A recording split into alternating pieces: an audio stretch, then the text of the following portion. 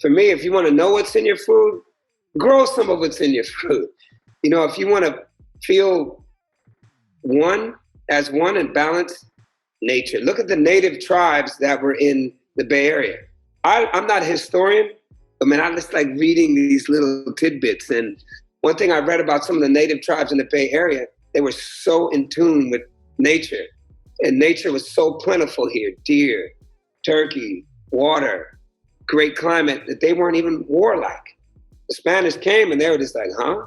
Like, oh, sure. Right over there, you know, have some water, you know, plant some crops. A lot of native people, and they actually help Europeans survive. People should know about this, even though, especially on the East Coast, Thanksgiving was about the native people teaching the white settlers, as we call them, how to survive, how to plant pumpkins, hunt turkey, plant squash with beans and corn, because they were starving and dying. So they didn't think about owning land. They were like, this, you can't own land. This belongs to, you know, the Great Spirit. It belongs to the universe. And we came from dust, we came from dirt, and we're going back to dirt.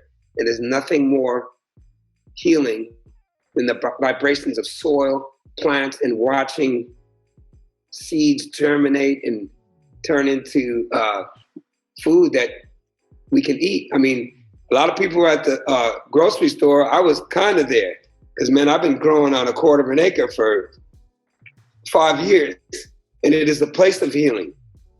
It's a place, especially for African Americans traumatized by soil. If you're traumatized, you got to go back and face it. And I feel like we, especially African Americans, we got to get back into the soil. There's a brother named Ron Finley from South Central. He's like one of my heroes. And he's like, what does he say? Like, hey man, you don't need prescription pills. You need a garden. And if we want to break the system down, let's stop buying prescription drugs. You know what I mean? If we want to defund the police and all this stuff, which is great, and I'm speaking as an elder, because I'm 52. I know I look good, but I'm 52. So it's like this. We got to stop participating in that shit.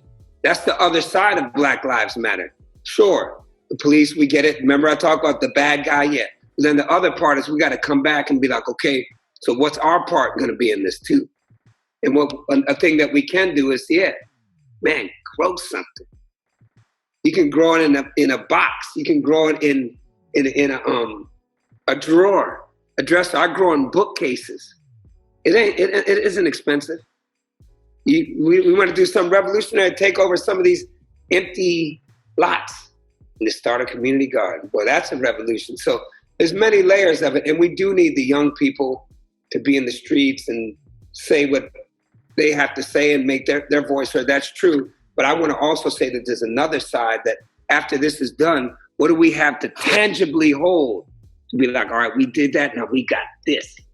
And this is going to sustain us and get us from A to B to C. You know, that's where it is. You know, we got to get the economic side of it. So one of the things of empowerment is making your own records, man. I won my first Grammy. I remember I was so shocked. I was like, hey, The Last Days of Oakland?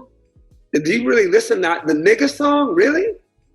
Oh, y'all must have a nigga song? Okay. Y'all okay with that? Bitch, eat my cancer? Okay. I was shocked that people embraced it. So I remember I went there and people were like, oh, welcome. I'm like, okay. They're like, hey, what record label were you with? I'm like, record label? I don't know. No record label. The people on my record label. The people in the Bay Area. The people on the streets. And so that's one of the things about revolution in this moment is that we got that kind of love and support I got from the Bay Area, from everybody. Every walk of life, I would see people at my shows on the streets. And there's so much power in the streets and being with the voice of people and to overcome the obstacles and mental illness and racism and prejudice and bigotry. We got to get creative, and we can do it. You can do it. He can do it. I can do it. We can all do it. And that's what's amazing about my journey. Man, I lost my hand. I shouldn't be playing. You see my hand? I was in a coma 3 weeks. They're like, you'll never play again.